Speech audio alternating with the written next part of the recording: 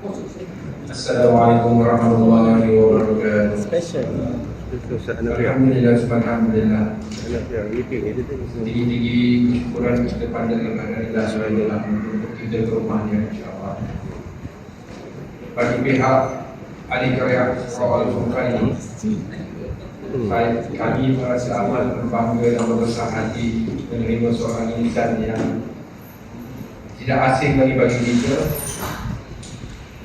insan yang dilahirkan di Sibu, Sarawak dan telah menjadi sebagai pendakwah bebas selama 20 tahun, merupakan personality TV di semua stesen TV dan juga radio Hakim.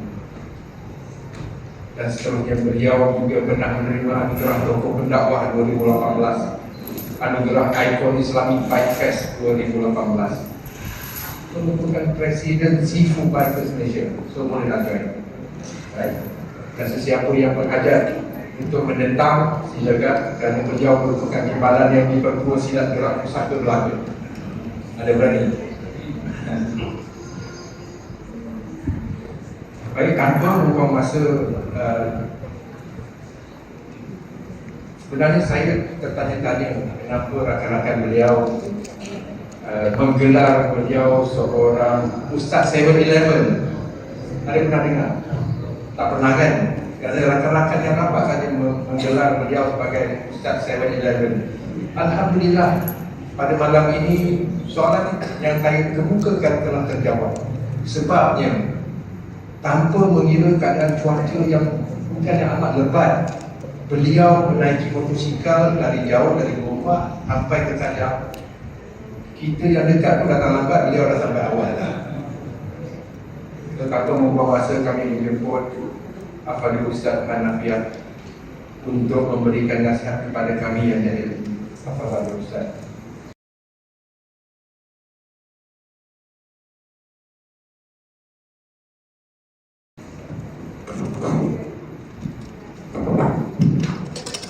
Bismillahirrahmanirrahim. Assalamualaikum warahmatullahi wabarakatuh.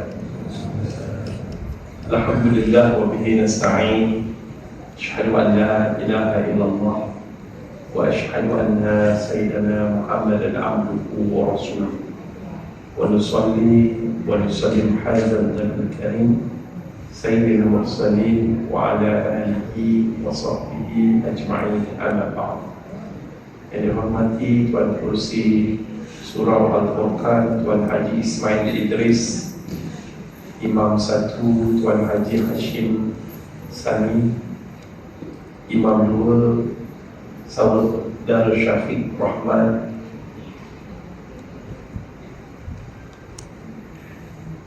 Tuan-tuan Imam, para Ustaz, alim ulama, pemimpin masyarakat, Dato' dan Datin, hadirin hadirat yang dirahmati Allah. Alhamdulillah, kita hidup lagi. Alhamdulillah. Even you are the richest man in this world, you cannot pay to Allah to stay in this world one more day when your time comes. Walaupun kita manusia paling kaya, bukan sekamat Kak Kanjang paling kaya di Selangor, manusia terkaya dalam dunia, kita takkan mampu untuk bayar kepada Allah untuk hidup satu hari lagi bila ajal kita dah tiba. So, bagi mereka yang masih hidup, wujudlah hati kita, banyakkan lafaz Alhamdulillah. Alhamdulillah ya Allah, hidup lagi hari ini.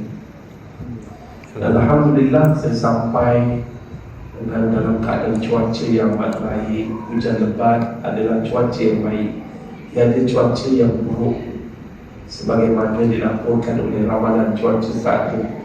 Hujan baik untuk kita, panas pun baik untuk kita. Dan Masya Allah, Tabarakallah, sampai ke sini dapat kita bersilaturahim. Wallahi, daripada Gombak ke sini tak ada niat nak mengajar orang selamat, tak ada. Niat saya adalah untuk mengajar. Saya ustaz kampung dia, pandai tidak, bijak pun bukan, cuma ada sedikit pengetahuan yang boleh saya kongsikan. Dan tajuk pada malam ni kita berbicara tentang Ibrah, Isra wal Mi'raj. Isra, Mi'raj. Ustaz minta izin terlebih dahulu, kita tak nak cerita macam biasa dengar. Boleh tak Ustaz cerita for beginning, untuk mula-mula ni, sekadar bercerita, bersembang macam biasa tentang Isra Mi'raj, dan kita ambil pelajaran inti-panti. Allah SWT berfirman di dalam Al-Quran, A'udzubillahi minasyaitonirrajim, Bismillahirrahmanirrahim. Subhanallazi asra bi'abdihi laylan minal masjidil haram ilal masjidil aqsa allazi barakna hawlahu linuriyahu min ayatina innahu was-sami'ul basir. Maha suci Allah yang memperjalankan hamba-Nya dari pada waktu malam dari Masjidil Haram ke Masjidil Aqsa, dan kami berkati sekelilingnya, dan kami tunjukkan kekuasaan kami. Sesungguhnya Allah Tuhan yang maha mendengar lagi maha mengetahui. Jom tujuh hati kita pada malam ni, kita kaji kenapa ayat ini berkaitan dengan Isra. Bila dikaji, kita sekadar mengaji, ulama mengkaji.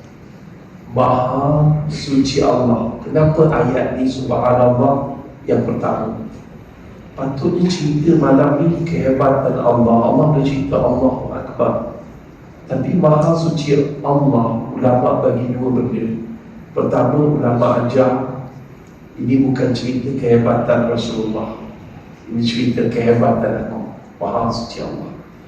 Dia bukan cerita mukjizat. Mukjizat adalah yang diberikan kepada Rasulullah untuk melemahkan musuh-musuh Allah. Tapi ini cerita kehebatan Allah. Yang kedua, maha suci Allah daripada sifat lemah dan dusta.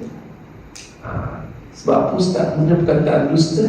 Sebab hari ini ramai Ustaz jumpa anak-anak muda, golongan profesional, profesor dalam dan luar negara, yang cerita bahawa cerita Isra Mi'raj ini sebuah cerita dongeng, cerita tak logik yang patut dibuang daripada Al-Quran dan juga Islam. Banyak. Dan Ustaz, kalau Ustaz lupa, ingatkan Ustaz, maha suci Allah yang menjalankan. Ada orang kaki lebih besar daripada kita, tegak badannya lebih kuat daripada kita, lebih muda daripada kita je, tapi tak boleh berjalan. Badan tegak, sehat, angkuh, muda, remaja. Allah bagi stone, tak boleh berjalan. Orang hebat, kawan saya hebat, bawa motor ke sana ke sini, ikut mana-mana. 62 tahun, demam pun tidak, demam pun tak ada, masuk wad pun tidak.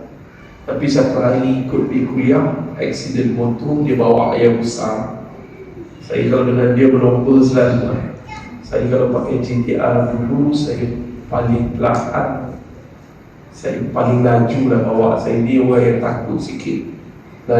Laju-laju pun tak ada laju mana, 310 km sejam. 310 km sejam, dia ni lebih kurang 300 km sejam. Memang laju lah kita orang. Tapi Masya Allah, saya pernah berlomba dengan dia sampai motor kami, tayar tu keluar api, meletup. Itu zaman jahiliah dulu. Masya Allah. Tuan-tuan dan perempuan, maha suci Allah yang memperjalankan. Kawan saya ni aksiden, patah tulang belakang 4, sampai ini tak berjalan.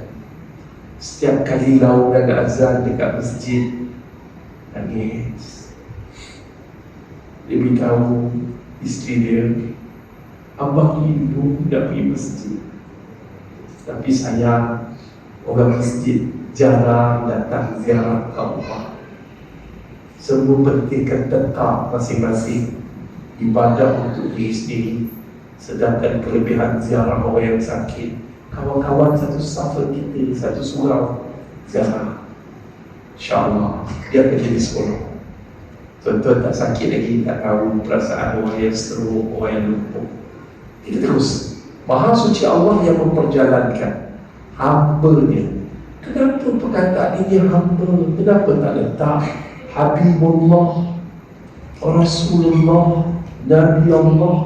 Maka jawapan ulama kata, rupa-rupanya nak naik ke langit yang paling tinggi, nak bertemu dengan Allah dalam keadaan dekat dan nyata dan sedar, hanya orang yang paling benar-benar memiliki jiwa hamba. Posisi hamba dalam masyarakat kita, dia tidak memiliki tubuh, tangannya adalah milik Tuhan.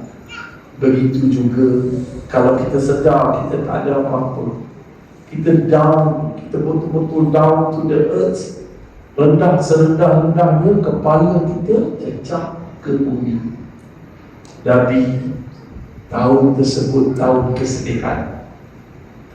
Sedihnya Rasulullah SAW pada tahun tersebut, duka citanya Nabi Muhammad SAW apabila sekatan ekonomi, permulawan terhadap orang Islam dan juga barang dagangan.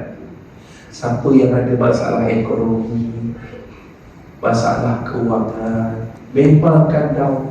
Suami kalau tak ada duit, balik ke rumah, isteri minta ni, isteri bandingkan jiran sebelah, abang ipar, kakak, semua. Bila kita balik raya, kita pakai buruk, suami rasa diri macam sampah. Ni isteri kena tahu, bila suami tak ada duit, dia rasa diri dia macam sampah, lebih hina daripada sampah.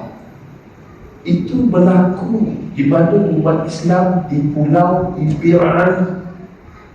Duduk kat situ, orang Islam tak dibenar berimakan dengan persekatan ekonomi sebagaimana berlaku di Razah pada hari ini. Allahu Akbar. Nabi sedih umat Islam diperlakukan macam tu, dan mereka sanggup mati dalam keadaan kebuluran demi beriman kepada Allah dan Rasulullah. Sedih Nabi. Yang kedua, Nabi sedih apabila teman hidupnya, isteri tercinta Khadijah meninggal dunia. Dan tuan-tuan, masih isteri kita hidup, kita maki, kita ambun dia, tak kira lah orang surau ke orang masjid. Datang surau, datang masjid memang baik, tapi balik kita tekik-tekik bini kita, marah-marah, jeling, cemuk sikit. Dan Allah masih bagi isteri yang Allah belum ambil. Kawan saya, Masya Allah, Tabarakallah, Allahu Akbar, bila isteri meninggal dunia 3 tahun, dia askar cakap dengan isteri kasar. Kali meninggal isteri 3 tahun terikat, tengok sejadah, tengok telekung isteri menangis. Masa isteri hidup memang kita nak cari perempuan lain nak kahwin, menyesal kahwin dengan kau. Kau hidup, kau besarkan aku, sikit-sikit sakit, sikit-sikit saka, sikit-sikit sikit. Kita rasa menyampah bini itu. Tapi bini itu bila meninggal dunia, baru kita tahu langit tinggi kata, oh jangan pergi kubur bini nangis. Kawan saya seorang umur 90 tahun meninggal dunia di atas kubur isteri dia. Dia jaga isteri dia lumpuh selama 20 tahun dan meninggal dunia dekat atas kubur di tanah penguburan Islam Danau Kota. Ditemui 3 bulan adik di rumah, jalan kaki, baca seluk maisi. Tak boleh. Apatah lagi Rasulullah SAW, wanita pertama yang memeluk Islam adalah isterinya. Dan tak banyak tanya, Khadijah ni watak dia tak banyak tanya. Apa Nabi suruh buat, dia buat. Selimutkan aku, dia selimut. Dia tak tanya. Kenapa menggigil? Dia tak tanya, ikut saja. Nak dapat cari isteri yang tak banyak kena ni. Kalau dapat, sujud syukur. Yang seterusnya, tuan-tuan dan puan-puan, muslimin dan muslimat, tak lama lepas tu apa berlaku? Kena pula dapat apa? Bapa saudara yang meninggal dunia. Nabi ni anak yatim. Tuan-tuan tak faham perasaan anak yatim. Anak yatim ni, Nabi dah kematian ayahnya ketika dalam kandungan 6 bulan. Kematian ibunya 6 tahun. Dipelihara oleh datuknya Abdul Muttalib. Ketika usia 12 tahun datuknya bila meninggal dunia, remaja ni 12 tahun ni banyak tanya-tanya soalan. Tiba-tiba dipelihara oleh bapa saudaranya. Abi Talib punya bayi, dia tak anggap seperti anak saudara, dia anggap seperti anak sendiri. Diusap kepada Rasulullah, dipeluk dan dicium. Jangan. Kalau orang tak pernah rasa seorang lelaki yang benar ayat peluk, cium, dia rasa lain macam. Bapa saudaranya juga meninggal dunia. Abi Talib meninggal dunia. Yang lebih berganda sedih Rasulullah, meninggal dunia dia bapa kesayangan dia Abu Talib, bapa saudara kesayangan dia Abu Talib, dalam keadaan tidak Islam lagi. Jangan main-main tuan-tuan. Kita imam, kita ustaz, tiba-tiba anak kita buat maksiat. Allah tak tahu mana nak letak muka. Kita ustaz, kita imam, kita orang masjid, tiba-tiba anak lagi nak Allah tak tahu nak letak muka mana. Ya Allah, orang kampung cakap macam-macam kat kita. Orang sedap bercakap, dia tak kena kat dia. Kalau Allah terbalikkan ujian tu, jatuh ke batang hidung dia, boleh tahu langit ni tinggi dah. Tuan dan perempuan, berhentilah berkata. Sebab ada cerita dari Isra Mi'raj tentang orang yang suka mengata. Teruskan lagi tuan-tuan dan perempuan, muslimin dan muslimat. 3 peristiwa ini menunjukkan perkataan sekarang ni tahun duka cita. Rupa-rupanya pada semua masalah yang Nabi lalui itu, ada satu je perkara yang boleh menyelesaikan semua masalah. Apa dia? Solat.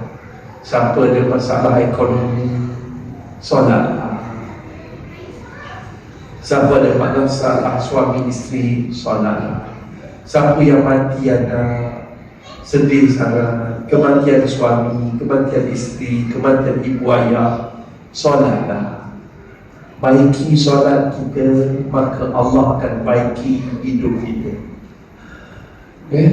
Lepas tu kita jaga solat, Allah jaga kita, InsyaAllah.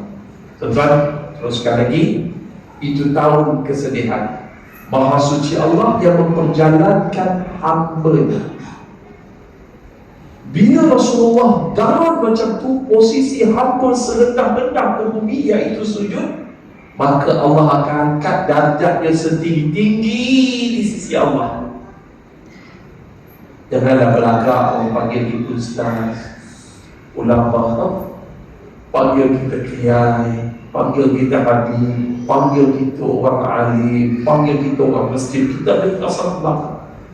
Panggil kita datuk, panggil kita datuk seri, panggil kita tan seri, panggil kita gelar. Kita rasa ada. Wallahi, di atas gunung yang tinggi ada rumput rendah berdiri. Jadilah orang yang merendah diri. Bila kita merendah diri, Allah angkat darjat kita setinggi-tinggi, dekat dengan Allah. Boleh tak? Rendah diri, dah cukup. Hamba pada waktu malam,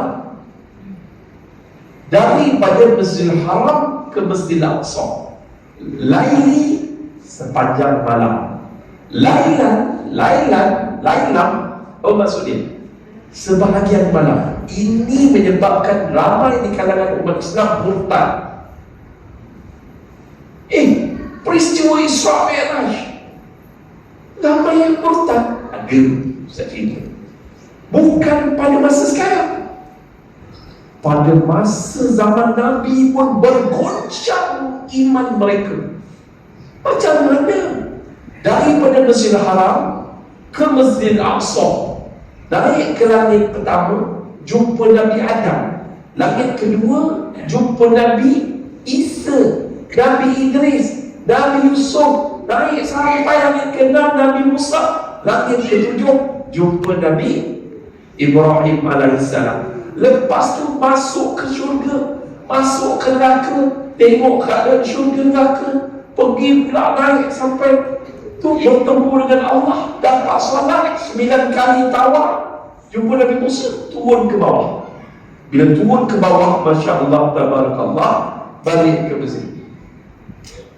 Jarak Masjidil Haram ke Masjidil Aqsa mengambil masa 40 hari menaiki unta, 30 hari menaiki kuda. Tiba-tiba ada perkataan Laila sebahagian malam, maknanya 2-3 jam je peristiwa ni, lebih kuat. Peristiwa sehebat ini lebih kurang 2-3 jam. Macam mana nak logik dia akan? Ketika Ustaz dijemput ke Washington DC, Ustaz tak nak sebut nama universiti. Di universiti tersebut ada dialog antara Ustaz pernah berdialog dengan Rabai, ketua agama Yahudi di Amerika Syarikat. Ustaz juga pernah bertemu dan juga berdialog harmoni dengan ketua agama Kristian di Washington DC. Masya Allah, tabarakallah, pergi ke sebuah universiti, Ustaz jumpa seorang Melayu kita. Oh, seronok. Tapi free hair. Orang kita free hair. At the same time, dia bukan rakyat Malaysia. Dia mengajar tentang Islamic thought, pemikiran Islam. Dan ketika itu dia memang banyaklah kita bersembang. Salah satu sembang dia kata sebenarnya dalam Quran ni ayat yang berkaitan dengan Isra Mi'raj, surah Al-Isra ayat 1 tu patut dibuang. Itu yang menjejaskan kesucian Islam. Peristiwa Isra Mi'raj dia suruh buang. Sebab cerita ni tak logik. Melayu. Bila saya kaji-kaji, dia membawa fahaman Islam liberal. Setiap kali kita live dekat Facebook kat mana, yang memang ada serangan daripada Islam liberal menggunakan fake account, mengatakan mereka ni sebenarnya bukan Islam. Bullshit, Isra Mi'raj, first man in the moon. Dia maki-maki rapor kita. Banyak bab kena maki tu biasalah kena. Tapi bila kita nak explain pada diorang, kita kena explain cara logik. Dia kata, dengar tolong gigit iman kita yang digigit raham. Budak-budak sekarang ni, pemikiran liberal ni dia lain sikit. Pertama, kenapa dia bullshitkan peristiwa Isra Mi'raj? Pertama, perjalanan waktu malam, tak ada witness. Lepas tu, daripada Masjidil Haram ke Masjidil Aqsa menaiki buruk, kenderaan yang lebih laju daripada cahaya. Dia kata setakat ni National Geographic dan NASA dan semua saya mengatakan tak ada benda lebih laju daripada cahaya. Dia nak logik, faham tak? Dan kemudian tuan-tuan dan perempuan, daripada Masjidil Haram ke Masjidil Aqsa sekejap, naik ke atas, turun sekejap. Ini soalan senang kita menjawab.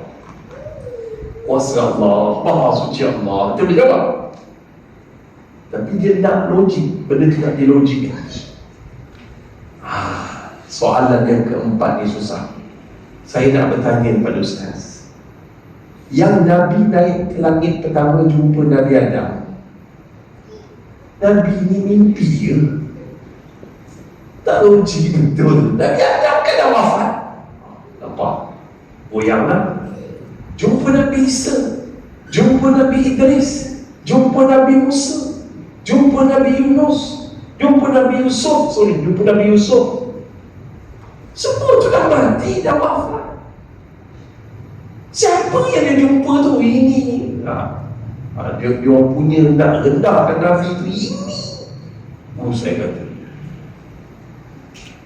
oh ya Allah, Dan kemudian dia kata, pergi masuk syurga, pergi masuk neraka. Dalam neraka, ahli neraka menjerit, ya Allah, matikan kami, ya Allah, kami dah tak tahan dengan azab neraka.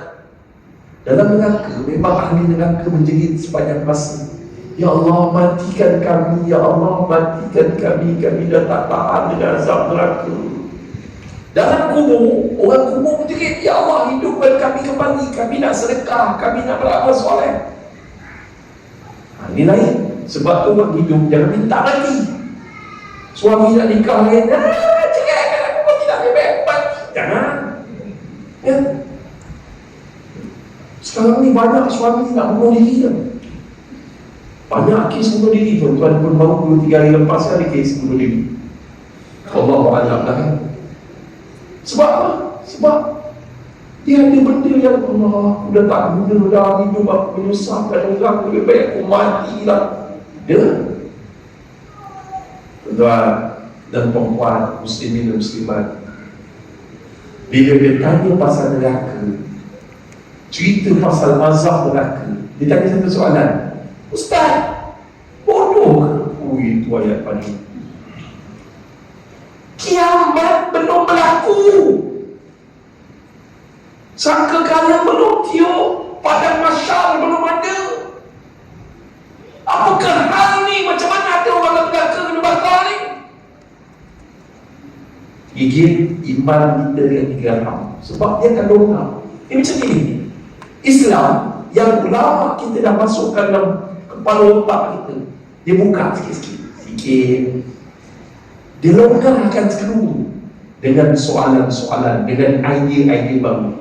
The most dangerous thing in the world, perkara yang paling bahaya dalam dunia adalah ideologi. Buka sikit-sikit iman kita. Dia dah tanya sikit-sikit. Sehasta demi sehasta, sedengkal demi sedengkal.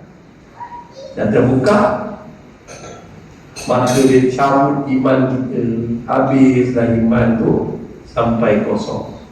Akhirnya sekali sedar tak sedar, dia buat Islam yang baru. Ikut pahamannya, tak boleh. Tuan-tuan dan puan-puan, muslimin dan muslimat yang dirahmati Allah, apa jawapannya? Dia tanya saya pun nak jawab macam mana? Saya ni selalu bersembah kepada Allah, mengadu lemah kepada Allah. Ya Allah, kau tahu kan, aku ni ustaz kampung ni, tak sengaja je boleh sampai ke Washington ni. Kau pun tahu aku kena pandai sangat. Antara ramai-ramai ustaz dalam dunia, akulah ustaz yang paling bodoh. Kau tolonglah macam mana aku nak jawab kat orang putih ni, nak cakap kat orang lain ni. So ustaz tu jawab, Ustaz pun terbenung kejap, angguk-angguk kepala. Sekali Ustaz tu nampak dalam seminar tu ada DVD player. Jawab pakai ni je lah. Saya kata, okay, DVD player kan VCD. Ustaz ni cara jawab mantik lah, dan mualat. DVD kalau kita boring tengok cerita awal, kan awal bercakap, merepek tak apa ke semua, kita cepatkan,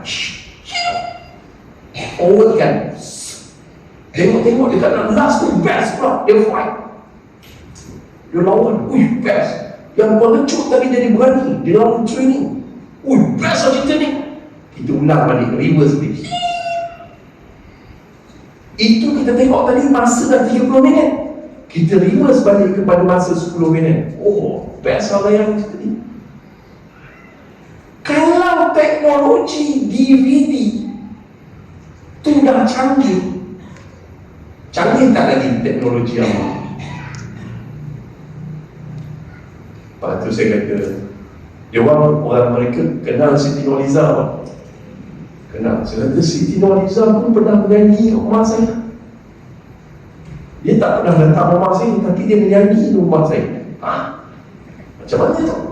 Tak pernah datang.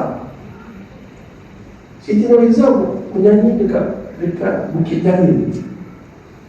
Tapi dia ada kat rumah saya.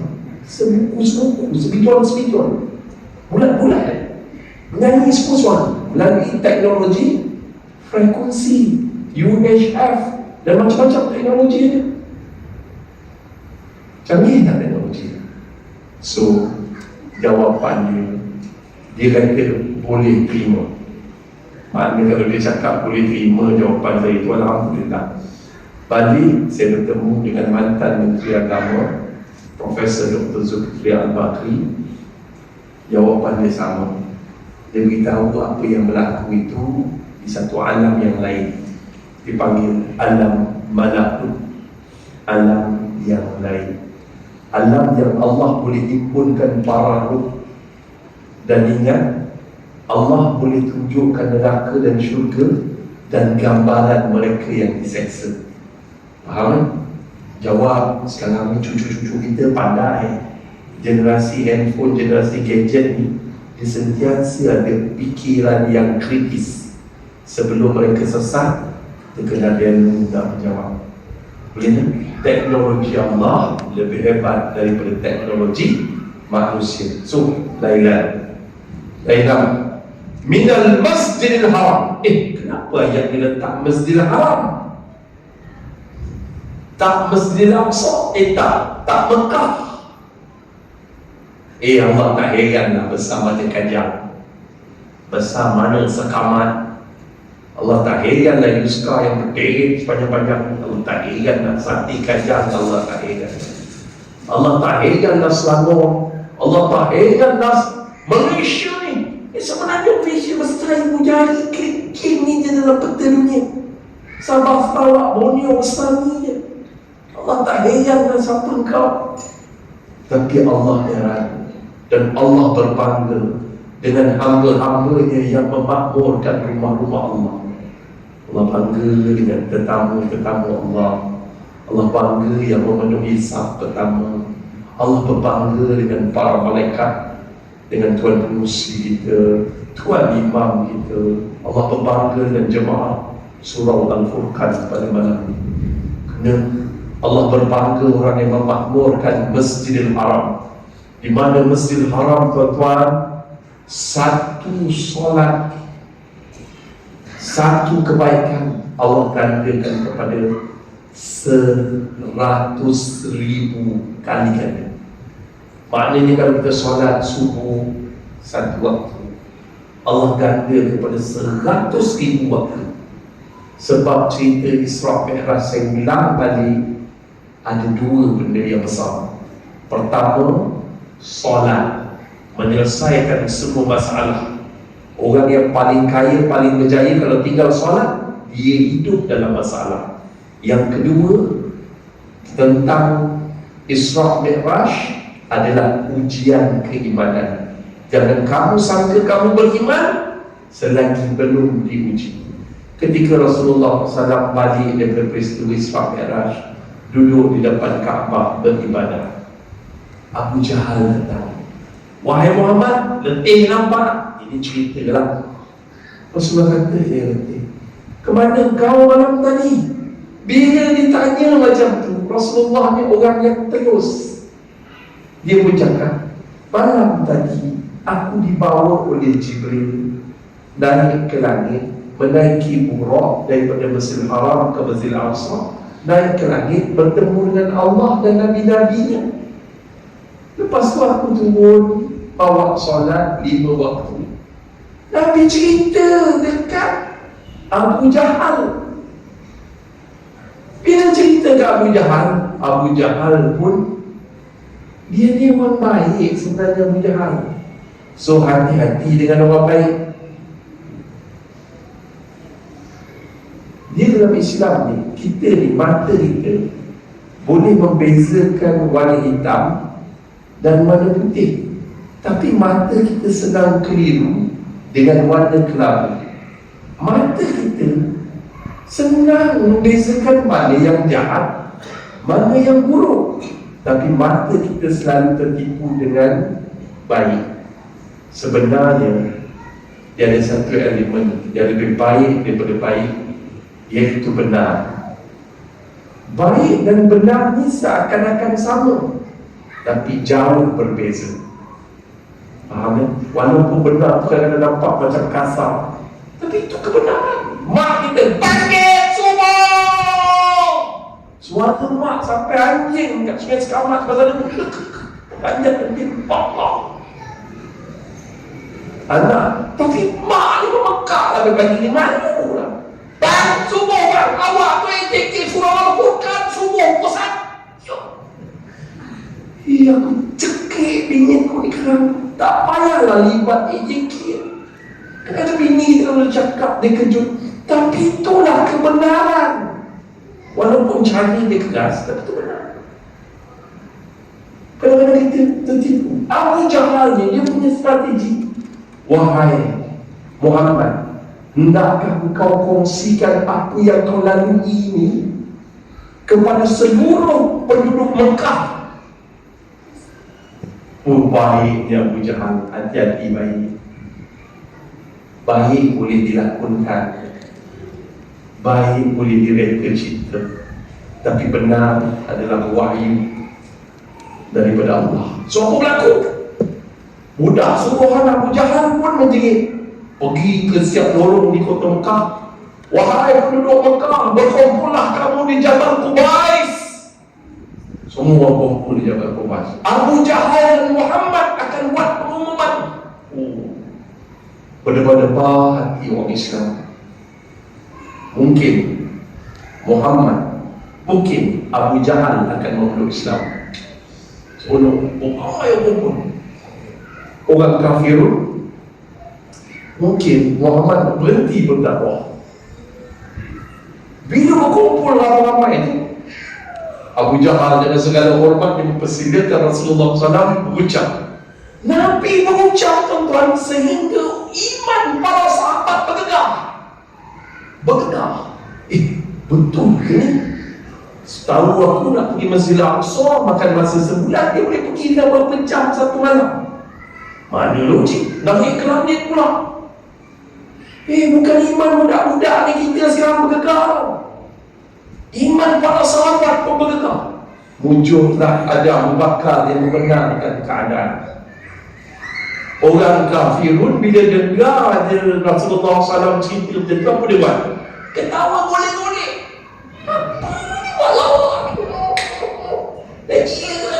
Macam tu. Itu bahasa yang mereka gunakan. Tuan-tuan dan puan, hati-hati dengan cerita. So apa yang Ustaz sampaikan pada malam ni adalah ujian keimanan. Kita nak solat pun ada ujian. Nak solat pun ada ujian. Antara ujian paling besar pada petang tadi, hujan lebat. Nak datang solat Jumaat, hujan ke? Itu ujian. Kita dihujankan dengan air, tapi penduduk Gaza dihujankan dengan peluru-peluru pepalu dan peluru-peluru daripada Yahudi laknatullah.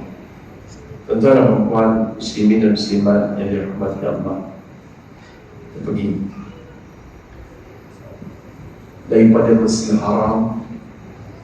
Ustaz pesan pergi Masjidil Haram solat, dan cubalah solat qada. Cubalah solat qada. Ustaz kena cancel pada 31 Januari 2017. 1 Februari 2017 dibedah daripada atas daging hingga ke bawah lisan, dan dikeluarkan kanser tu besar ketayak lebih kurang. Berat kanser tersebut 1 kilogram. Dan juga malam khusus Ustaz juga terkena kanser. Bukan dipotong 1 cm, 2 cm, tapi dipotong 1.4 meter. Koma selama 4 hari. Sini tebuk, wayu penuh. Dalam mulut Ustaz tu dia masukkan satu tube yang besar, sampai ke perut keluar air warna hijau. Satu hari isteri Ustaz kata dia buang air tu empat baldi. Mulut gagah, berkulis, lantar macam tu. Tapi isteri Ustaz bercerita, setiap kali laungan azan, saya meletak. Saya tanya isteri, saya dah masuk waktu dah faham, dah subuh faham. Isteri saya cerita kat saya bertayamum dan saya solat.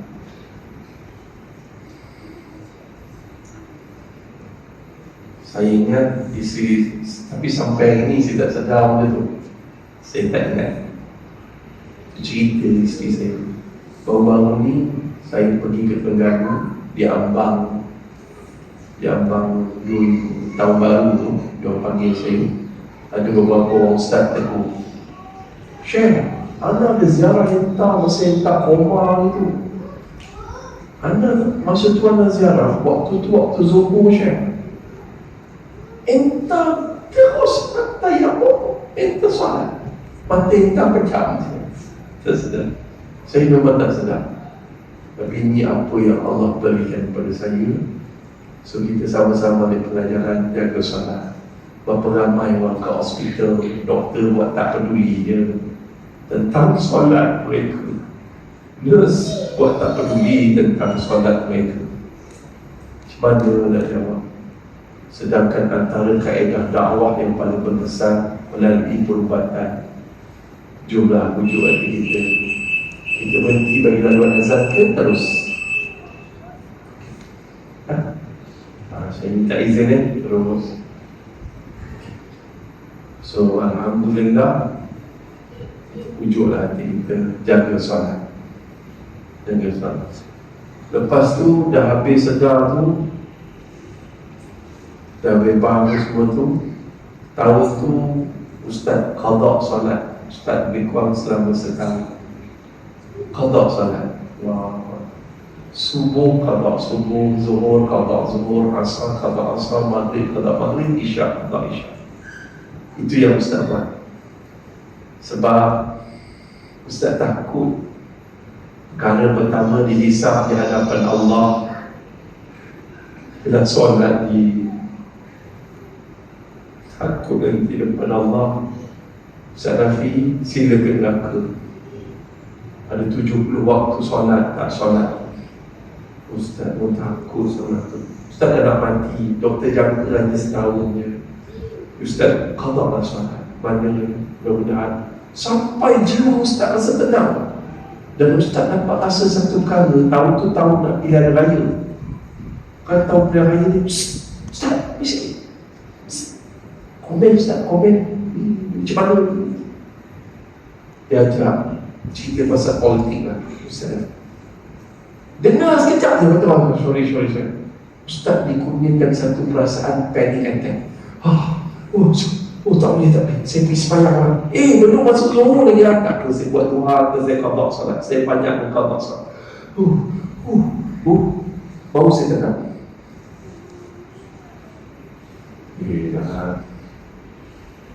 Jangan, ya Allah. Betul lah Quran beritahu, inna salat tatanha 'anil fahsya'i wal munkar. Sesungguhnya solat itu mencegah perbuatan keji dan munkar. Mungkin kita ni haji, ustaz, kita mulut kita masih cepat lagi nak merumpat orang. Sebab agak-agaknya ada solat yang kita tinggal masa kita servis dulu ke, atau sekarang ni yang belum kita qada lah. Ustaz, ada ulama kata tak perlu qada, ada mufti kata tak perlu qada, ada ustaz kata tak perlu qada. Sebab tak ada dalil. Ustaz tak nak berhujah. Tak ada berhujah. Ustaz tak pandai, ustaz kampung, ustaz paling bodoh dalam dunia, Ustaz Rafi. Tapi ni ustaz cerita berhadapan dengan Allah. Ustaz yakin tidak ada seorang mufti, tak ada seorang ulama, tak ada seorang ustaz yang akan jadi peguam bela di hadapan Allah ketika solat kita dihisapkan, ketika tentang solat kita yang kita tinggalkan. Ustaz, macam mana Ustaz? Saya 40 tahun dalam servis dulu, dalam army 20 tahun, saya tinggal Jangan dipendek. Insurans besar, taubatan nasuha. Taubat. Tapi nasuha itu adalah qada. Tak apa, sibukkan diri tentang ibadah, tak apa, qada subuh, zuhur, asar, maghrib, isya. Sekadar mana yang kita mampu. Dan sebab tu bila orang ikut jemaah umrah, Ustaz pesan apa? Haji jangan belakang sangat dibangunlah sebentar lagi subuh. Kan kita pergi subuh kan awal azan. Lepas tu dia tak tahu nak buat apa, Quran dah habis khatam, lepas tu nak buat apa? Qada salat ni. Ustaz, mudah-mudahan satu solat subuh yang kita qada Allah hapuskan dengan simpati Allah pada kita 100,000 solat subuh yang pernah kita tinggalkan. Ini bukan hujah kita harapan. Kadang kita pergi sana, tak apa, sini tinggal solat kat sana kita qada je. Oh, itu ke depan apa penting ni pun tak. Main-main juga. Sudah, cukup. Selesai solat. Yang kedua, tuan-tuan dan puan-puan, muslimin dan muslimat, di Masjidil Aqsa satu waktu bersamaan dengan 500 waktu solat. Satu kebaikan digandakan 5. Mekah bawa penguasaan Islam, Masjidil Aqsa bawa penguasaan Yahudi. Berapa tahun? 75 tahun. Tak merdeka sampai hari ini. Tak tahu. Di Mekah, Ustaz pergi bulan 12 hari itu sebelum pergi ke Syria, bantuan kemanusiaan. Pergi sana, habis dia sembahyang isyak, menuju ke Telaga Zam-Zam. Menuju ke Zam-Zam Tower. Ada 2-3 orang minat Arab buka telekung dia, adjust rambut dia. Wanita Arab sambil isap dalam Zam-Zam Tower. Dulu tak nampak benda ni, sekarang nampak. Tak ada kiamat dah dekat kan. Lepas tu Ustaz jalan-jalan pergi kat pengurus wang. Kat Zam-Zam Tower tu ada pengurus wang. Pergi tak pakai tudung. Dan tak pakai tudung dan perempuan-perempuan sana. Dulu pokok perisap dekat Mekah, dapat kat askar teruk je. Sekarang tak ada. Dengar-dengar baru-baru ni Mekah di Saudi nak dibenarkan Arab, buka kedai Arab. Kawan saya 2019 duduk sana jadi nurse. Masa Covid, kasino buka. IFA, India Academy Award tu, lebih kurang macam tu. Dia dilaksanakan kat sana. Dah. Ni tak ada niat nak memburukkan apa-apa, cuma buat persiapan untuk kita berhadapan dengan ialah akhir zaman, ujian akhir zaman. Dah. Masjidil Aqsa, saya cerita sikit pasal azab boleh. Satu-satu daerah dalam dunia yang masih belum dijajah oleh Yahudi laknatullah adalah Gaza. Negara-negara lain, kecil besar, semua telah dijajah oleh Yahudi laknatullah secara sedar ataupun tidak, secara langsung ataupun tidak, baik dari sudut ekonomi, politik, sosial, entertainment dan macam-macam lagi. Semuanya telah dijajah, tapi tidaklah total. Pemikiran kita telah dikompakkan dalam satu pemikiran nafsi-nafsi. Sudan nafsi, Mesir nafsi masing-masing dipecah dan diperintah. So tak boleh buat apa-apa. Jadi tolonglah, setakat di jumlah kematian selepas beberapa hari yang lepas, 3 hari, 4 hari yang lepas, jumlah kematian telah melangkau 27,000. 11,000 kanak-kanak yang tak berdosa. Ni kanak-kanak macam ni pecah-pecah kepala, pergi hospital, antiseptik dah tak ada, dituang dia cuka.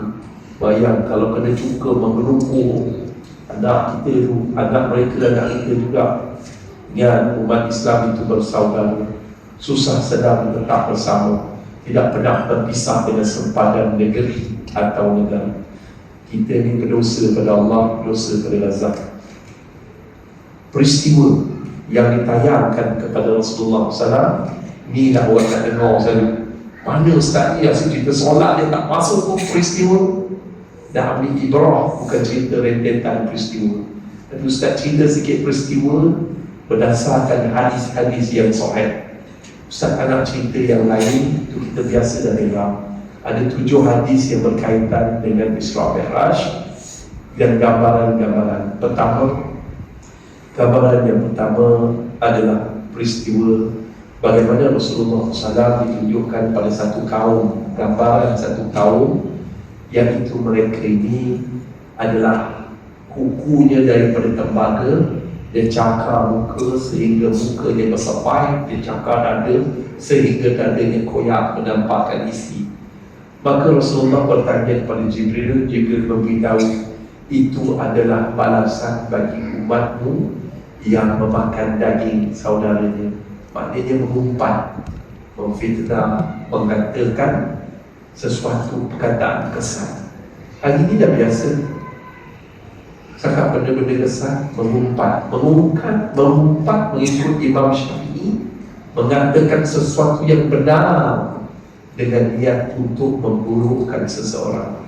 Tapi kalau untuk membaiki seseorang, dibenarkan. Kemudian dia fitnah, mengatakan sesuatu yang dusta dengan niat untuk memburukkan seseorang. Faham ya? Dan yang ketiga, kata-kata kesan. Hari ini kecam apa saja. Ulama Malaysia, ulama pondok lama-lama, dia beritahu apa? Memanglah Arab dia panggil lisan, tapi orang Melayu lisan itu menjaga lidah dan tulisan. Hari ini nak mengumpat memfitnah melalui tulisan. Semuanya takkan lepas daripada hisab di hadapan Allah. Malaikat tahu, walaupun kita guna fake account untuk orang bagi bunuh. Tak kisah, yang paling besar takut mengutuk bagi ampun para ulama. Bukan ulama yang hidup, ulama yang dah mati pun takut, ya Allah. Tapi hari ini mereka tak takut. Ya Allah. Yang kedua, Rasulullah SAW dibawa ke satu tempat, dan tempat itu sangat wangi. Maka diceritakan itu adalah kubur Wasitah, tukang sikat kepada Fir'aun. Masa Wasitah sikat dapur, anak Fir'aun jatuh sikat. Maka nak ambil sikat itu, dia baca Bismillah. Lepas tu dia tanyalah anak Fir'aun, tanya Bismillah tu apa dia? Bismillah tu dengan nama Allah, Tuhan aku. Bukankah Tuhan kita semua bapa aku? Fir'aun. Dia kata sebenarnya Tuhan ini, Allah adalah Tuhan aku dan Tuhan Fir'aun. Maka dibawa ke muka pengadilan, di-charge. Tapi dibenarkan menarik statement selepas api menggunung itu dibakar. Kalau nak tarik statement tak? Kalau tidak, campak suami. Masih tak kata tak, Allah adalah Tuhan aku dan Tuhan Fir'aun. Lepas tu dia ambil baby dan campak. Baby tu kata, panjanglah cerita ni, tapi Pak Sita tidak menarik statement. Allah adalah Tuhan aku dan Tuhan Fir'aun dan Tuhan semesta sekian alam. Okey, yang ketiga, ditayangkan juga satu peristiwa bagaimana Rasulullah SAW dapat melihat Dajjal dalam bentuk asal. Yang keempat, bagaimana Rasulullah SAW digambarkan bayangan mereka yang meninggal salat. Kepala hentak batu, pecah bersepai. Angkat lagi kepala, hantu pada batu, pecah bergecar. Ustaz, kita ada training dulu karate genting. Tak banyak lah Ustaz, bukan dia kuat sangat genting. Kita karate patah, semua tak ada. Alhamdulillah setakat ni rekod 7 genting. Kepala Ustaz 3 genting. Masa dulu training dulu tapi tak kuat macam orang kat sini. So siapa yang nak tinggal solat kena berlatih lah. Siapa yang nak tinggal solat depan ni cari tiang-tiang kalian tu, pecah ketangkuk. Kita terantuk tidur malam je, terantuk kepala Nabi. Aduh, awak ni kepala batu betul. Memang isteri kepala batu. Ataupun turun kereta kan seat kereta sekarang dia tinggi boleh rendah, kita masuk kita terantuk, sambil Mekah. Siapa yang nak tinggal solat dan tinggal daripada hari ini hantu-hantu kepala kat batu besar, InsyaAllah boleh ke tak boleh. Kalau sakit lebih baik dia solat. Kemudian Rasulullah SAW terdengar tapak kaki Sayyidina Bilal. Ini Bilal beritahu sebab dia jaga wuduk dan setiap kali lepas wuduk dia ambil, dia buat solat sunat 2 rakaat. Yang keenam, Rasulullah SAW melihat Nabi-Nabi dan juga umat masing-masing. Ada Nabi yang tak ada umat, ada Nabi umat dia seorang je. Ya. Dan last sekali nombor 7, Nabi ni paling saya takut. Ustaz baca, kita dengar sama-sama.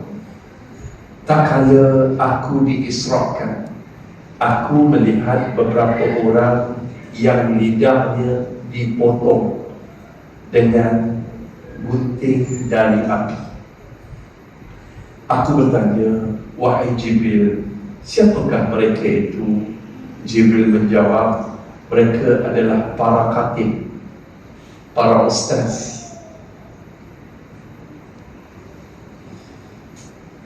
Mereka memerintah kepada orang-orang untuk berbuat kebaikan, namun mereka melupakan untuk diri mereka sendiri.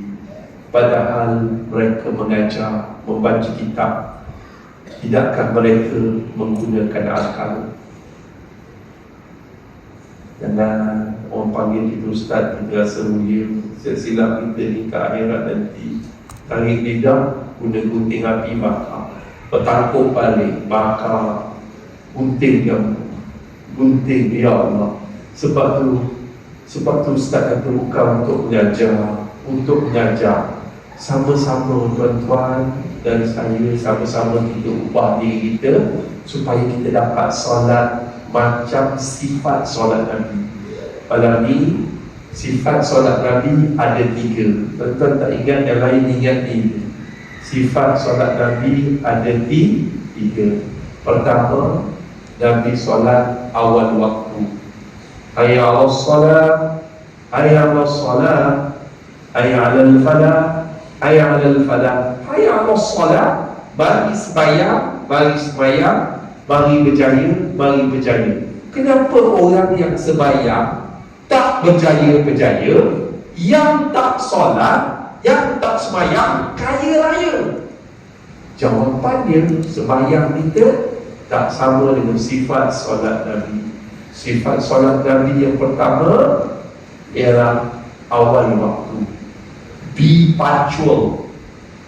Jangan kita cakap demi masa manusia rugi, datang kuliah maghrib lambat. Demi masa manusia rugi, solat lambat. Jangan terpujuk hati kita. Be punctual. Jadi orang awal. Ada satu kaum kat Malaysia, mereka daripada awal dah berniaga.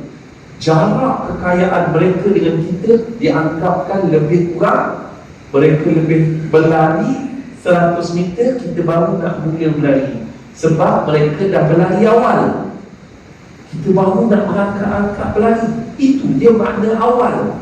Be punctual. Tapi orang yang cemerlang, dia bukan solat subuh berjemaah aja, dia bangun tahajud, dia lebih awal. Ini orang yang outstanding, cemerlang, excellent. Tapi orang yang berjaya, dia solat awal waktu. Yang nombor 2 adalah solat berjemaah, team building, teamwork. Jangan solat seorang. Orang solat seorang pahala dia 1. Orang solat berjemaah 27. Dan bila sifat jemaah ni ada, orang sakit iman Islam di Gaza, dia sakit. Dia tengok kat eyes on Palestine, dia tengok budak-budak tu sakit, dia rasa dia sendiri sakit. Budak-budak tak ada rumah, anak-anak melayang kemeluran. Alhamdulillah, kita orang ada hantar trailer. Kita hantar 5 trailer. Nama NGO Ustaz Global Action Relief. Jadi kita dah hantar trailer 5 trailer. Kena bau dengan tentera Mesir. Tentera Mesir yang Islam bau satu hari $200 satu trailer. Bagi bantuan perubatan, selimut dan macam-macam kita bagi. Tentera Mesir tahu kau nak parking sini, tapi tak kau bagus $200 satu hari. $200, 5 trailer, $100. Ni nak tolong ni, dia tak gaji perut. Patutnya kau berjuang pergi sana. Ini dia tak kacau itu. Masuk turun daripada Rafah sini, jumpa Yahudi, lepas tu dekat sini checkpoint ni baru nak naik ke Rafah sana. Dapat bagi bantuan, alhamdulillah. Ini sebab natijah daripada solat. Umat Islam itu umpama satu badan. Sakit satu anggota, sakit satu badan. Ini relax ni, boleh gerak tamu, boleh buat konsert. It's okay. Ulama kita punya ni, saya cakap tadi daripada awal, sikit-sikit dia buka. Let's go. Teruskan solat jemaah. Alhamdulillah, terima kasih kepada Alif Sata dan ramai lagi JK Masjid yang betul rumus buat program macam ni. Ramai lagi jemaah tabligh, ramai lagi para ustaz yang senantiasa tidak putus-putus mengajar orang ke masjid untuk memakmurkan masjid dengan solat berjemaah. Antara solat jemaah yang Ustaz selalu viral, Ustaz selalu cerita sebab Ustaz ceramah, Ustaz cerita lah sampai jadi viral, iaitu Masjid Taman Teman Berjaya. Tuan-tuan pergi kat sana, solat subuh lewat sebab Jumaat. Imam pandai, imam cerdik, dia dah tahu subuh 6.18. Dia tahu kan nak pergi kecil ni, nak pergi Putrajaya apa semua ni. Imam baca surah pendek. Tak, dia dah ada rinjut kawan-kawan panjang-panjang. Imam cerdik. Jadi orang suka ke imam tu. Bila imam orang suka, best imam ni pendek je dia baca. Jangan kau ingat kau jadi imam, kau baca panjang-panjang, orang suka. Baca Imam Maghrib tadi, oh, kalau boleh pendek kan baca. Ini dah pukul 9.05 minit, ini ustaz nak berhenti ni. Dia tanya ni, makanan dah tersedia. Dan jemaah, antara dosa besar para ustaz pada hari ini apa dia? Adalah membiarkan lauk-lauk di luar sana sejuk dan membiarkan jemaah berada dalam keadaan gastrik. Sabarlah, ini ujian. Yang kedua adalah berjemaah. Yang ketiga, solat dengan hati yang khusyuk. Nak berjaya kena khasyi'un. Khusyuk. Khusyuk lah. Siapa yang khusyuk 5 minit, dia mampu khusyuk dalam pelajaran, dia fokus dalam pelajaran 5 jam. Tengok budak-budak, saya respect. Saya tak pernah pergi mana-mana surau dalam dunia. Anak-anak muda macam ni, dia tak bergerak daripada tadi, yang ujung sana sampai sini. Oh, baguslah bapak orang. Baguslah mak. Oh ya Allah.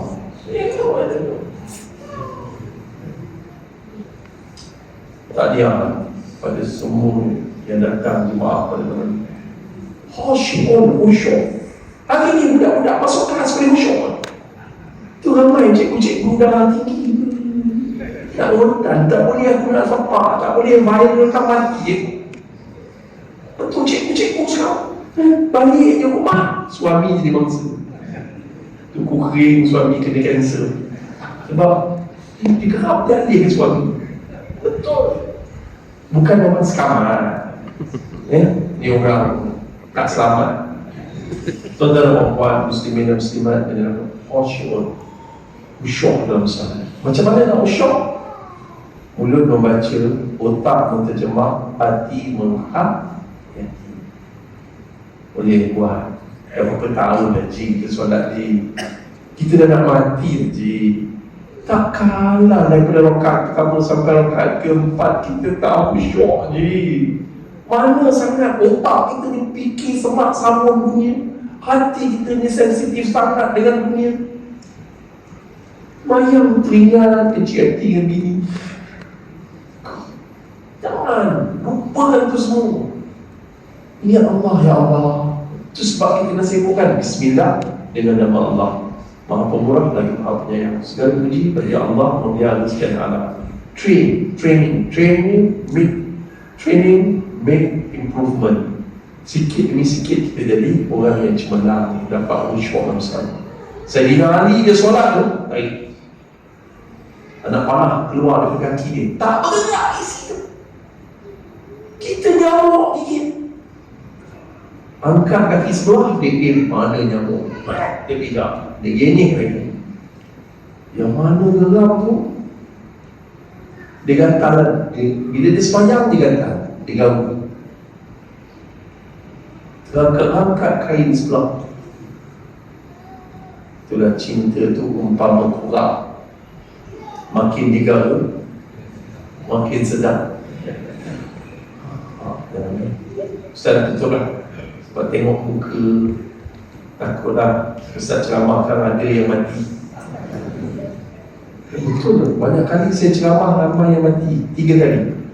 Tapi Ustaz cerita satu peristiwa dulu, sebab ni first time Ustaz ceramah kat sini. Satu hari Ustaz ceramah 23 Januari 2016. Musim yang tulis macam ni, musim kita, dia duduk macam baju hijau.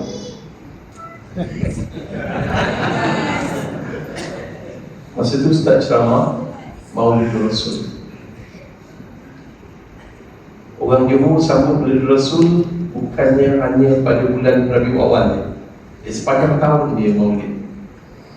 Jadi Ustaz ceramah kat Pasir Gudang masa tu. Tengah-tengah ceramah, Ustaz cerita sunnah Nabi yang ditinggalkan di bahagian kepala ada 5, tapi orang lupa al-hijamah, berbekam. Dia senyum kat Ustaz senyum kat dia. Tiba-tiba dia tombang, jatuh. Nafas dia macam kerbau kena sembelih.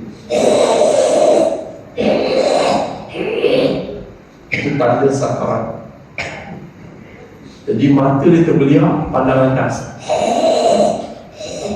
Jadi orang sakarat jangan bagi baring macam ni, susah dia nak bernafas. Sebab malaikat maut tengah siap kulit roh daripada jasad. Yang sakit.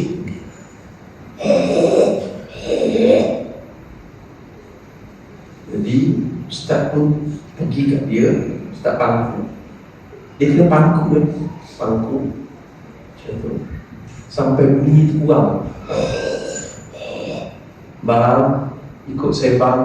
La ilaha illallah. Tak boleh sebut. Jangan belakang lah, yang ini kita boleh sebut. Tapi bila sakarat, ini yang sebut tu amalan kita. Ustaz tu istighfar, ya Allah, tak boleh ya Allah, ajar la ilaha illallah, tak boleh. Ustaz, ya Allah, tolong aku ya Allah. Kau tahu ya Allah, aku kan bodoh ya Allah, tolong aku.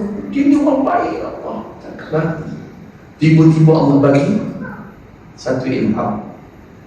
Ilham ni teringat pesan Teguh pesan Ustaz. Dia kata ngajar sebutir maksud dia ngajar satu-satu. Lah, dia pun ikut. Dia fikir tajwid. Ila struggle. Illallah. Bang ulang ni sekali bang. La ila. Saya tengok dia dah boleh sebut ila. Illallah. Ikut. La ilaha illallah. Meninggal dunia dalam majlis ilmu ni syahid. Meninggal dunia pula lepas solat isyak berjemaah umpama mendirikan ibadah sebahagian malam. Meninggal dunia pula Masya Allah, Tabarakallah dalam majlis berselawat ke atas Rasulullah SAW. Mudah-mudahan Rasulullah SAW bagi syafaat kepada dia dan kepada kita semua yang hadir pada malam ini. Mudah-mudahan malam ni ada 2-3 orang yang dengar kuliah Ustaz meninggal dunia. Terutama yang duduk belakang, yang duduk jauh-jauh kat tiang-tiang kat luar tu, ambillah nyawa mereka ya Allah. Ustaz ni gurau kasau. Gurau. Dan tuan-tuan dan puan-puan, muslimin muslimat yang dirahmati Allah, terima kasih kepada semua jemaah yang datang. Ustaz kena berhenti dulu. Sebelum berhenti ada satu kisah, iaitu seorang pembunuh yang telah masuk pada solat subuh berjemaah. Labid bin, bukan Labid, Ustaz lupa nama dia.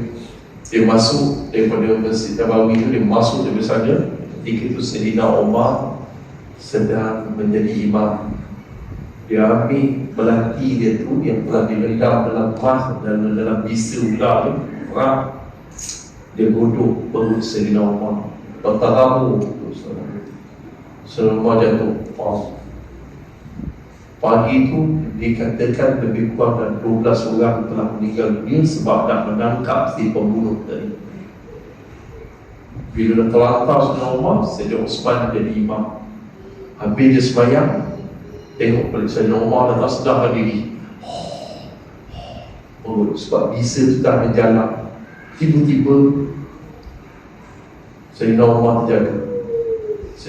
terjaga. Kata Muhammad, ambilkan aku air. Ayah, tak boleh ayah. Tadi tabib dah bagi minum susu dah keluar dah. Ambilkan aku air. Aku bukan nak minum, aku nak berwuduk sebab solat aku belum habis lagi. Oh, akbar, para sahabat tuan-tuan lain. Ambilkan aku wuduk, aku belum habis solat lagi. Dalam keadaan perut dia terbuka, minta pada anaknya berwuduk nak solat. Akhirnya Sayyidina Umar meninggal dunia. Urusan yang pertama patut kita titik beratkan dalam hidup keluarga kita dan juga kaki tangan kita adalah berkaitan dengan salat. Juga di hospital dengan pesakit-pesakit kita. Pakcik ni kalau tengok kanser stage 4 tak lama mati ni pakcik bawa lah solat. Ini lain macam pakcik ni, cakap dia macam tu. Ya ke Ustaz? Tengok gaya dah macam nak mati lagi. Pakcik nak sendu kan?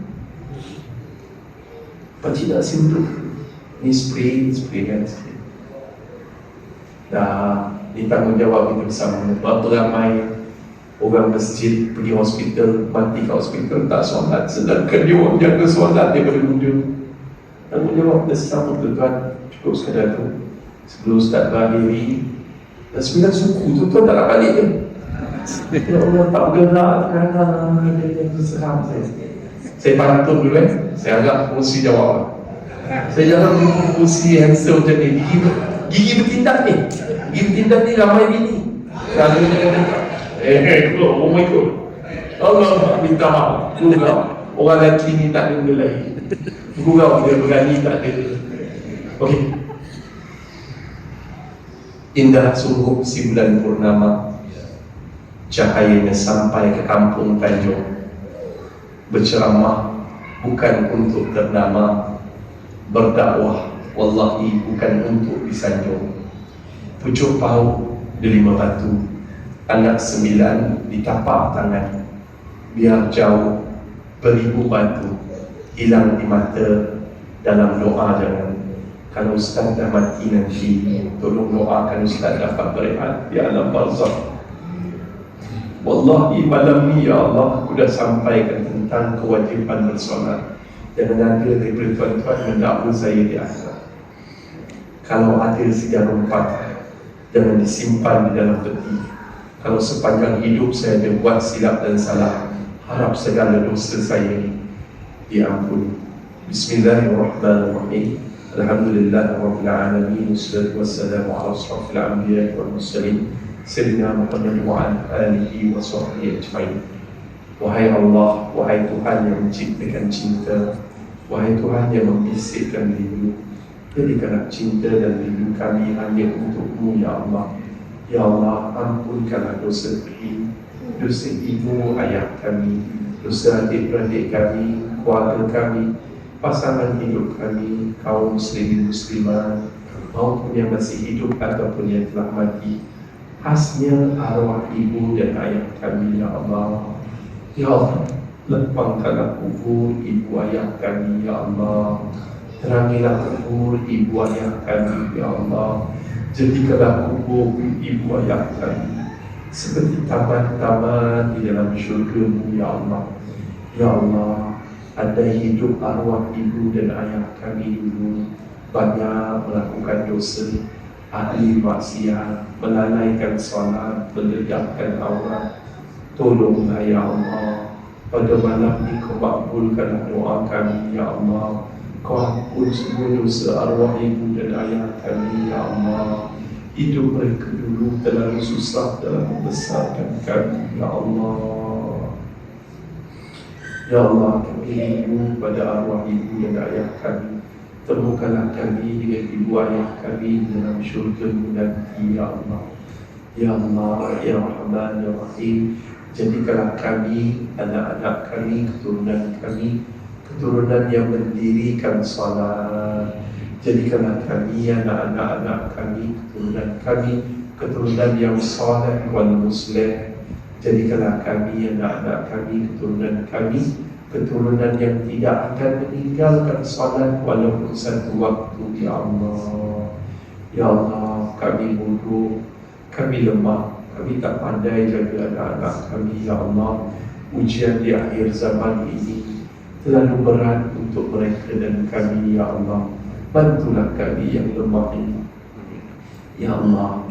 Berilah hati yang khusyuk, hati yang ikhlas, hati yang tenang dan tawadhu. Jauhkanlah kami daripada hati yang riak, ujub, takabur, penuh dengan kemarahan, hasad, dengki dan karat-karat dendam. Ya Allah, ya Rahman, ya Rahim, bersihkanlah hati kami semua, ya Allah. Ya Allah, jadikanlah saat yang paling indah dalam hidup kami, ya Allah, apabila kami sujud kepada-Mu, ya Allah. Dan andai Kau mengambil nyawa kami ketika kami sedang sujud kepada-Mu, ya Allah, itu adalah penghormatan yang mulia untuk kami yang kerap melakukan dosa ini, ya Allah. Ya Allah, ya Rahman, ya Rahim, berilah taufik dan hidayah-Mu kepada mereka yang kami sayangi, agar mereka sujud kepada-Mu, ya Allah. Sujud dan memakmurkan rumah-Mu ini, ya Allah.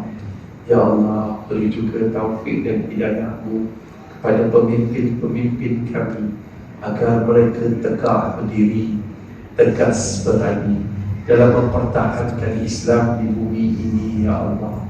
Ya Allah, beri juga taufik dan hidayah-Mu kepada pemimpin-pemimpin kami, sahabat-sahabat kami yang belum Islam, ya Allah, agar mereka juga dapat merasai kebalisan iman dan ketinggian Islam, sebagaimana Kau kurniakan kepada Sayyidina Umar dan Khalid ibn Walid.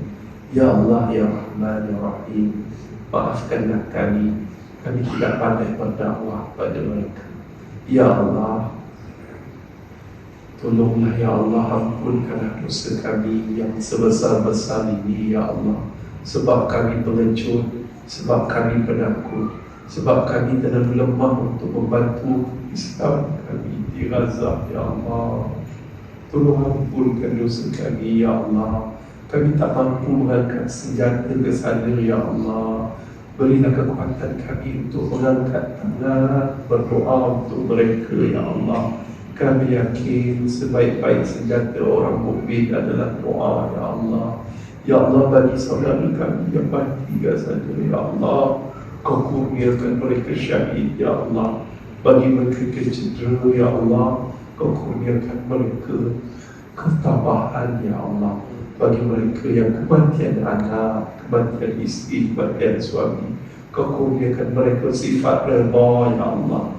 Bagi mereka yang sedang sakit, Ya Allah, Kau kurniakan kesabaran untuk mereka, Ya Allah.